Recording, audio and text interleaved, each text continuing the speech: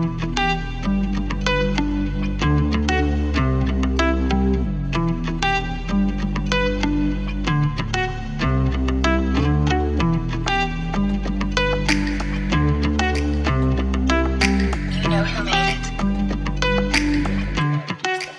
you learn a tip about our programming every day.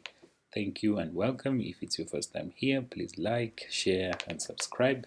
And if you have seen my other videos, please look at the other videos and how they connect to this video. So today we are going to look at Boolean operators and what we can call the traffic signals of your code, because they are very useful in programming and they'll help you a lot while you try and improve your programming skills. So let's just jump directly into some examples, because Boolean operators usually have two possible values, either true or false. True represents something that's true, and false in capital letters in R represents something that is false.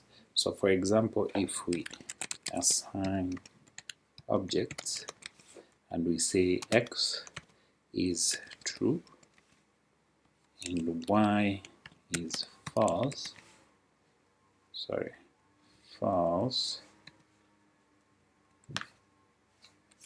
so if we print these values, print the values, so print X, we get, I didn't run it yet, let me run that.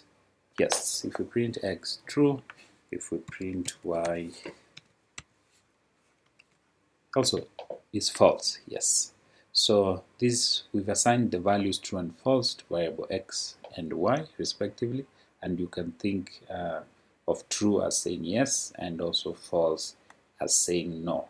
So Boolean operators are used in conditional code.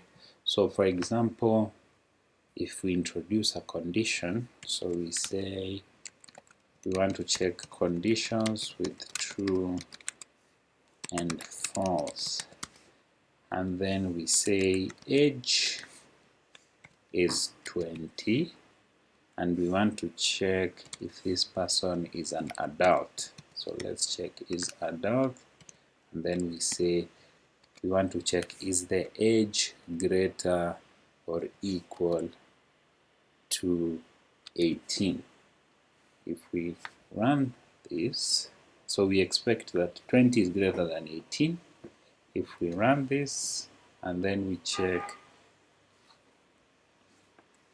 the result is adult, we see that it's true. What if we want to check the other way around? So is child age, we are checking if age is less or equal to 18.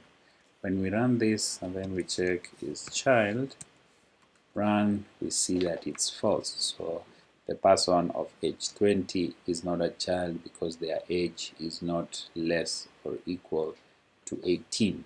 So we've used the greater and equal sign, the greater or equal sign, and we also use the less or equal sign, and that's the basic idea of Boolean operators. So in the next part of our series, we'll explore the AND operator, and we'll also look at the OR operator and see how these two work together, and also see how you can implement them together.